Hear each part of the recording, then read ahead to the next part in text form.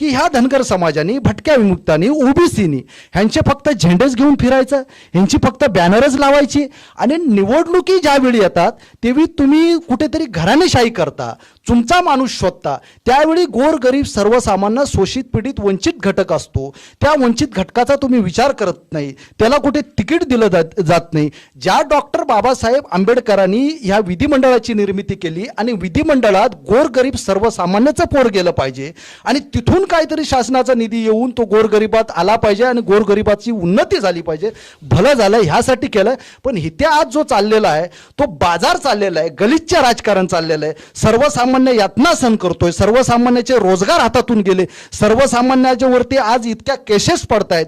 सर्वसामान्य तुमच्या पक्षांखातर, तुमच्या निवडणुकीसाठी सर्वसामान्याची, गोरगरिबाची पोरं रस्त्यावर उतरून लाठ्या काटा खातायत आणि जेलमध्ये सडायची कामं करतायत आणि त्याच्यात गरीब मेला जातो. ही कुठेतरी हानी होते आणि ही लोकशाहीच्या राज्यात शोभत नाही आणि प्रत्येकजण लोकशाहीची तुडवणूक करायचं काम करतोय.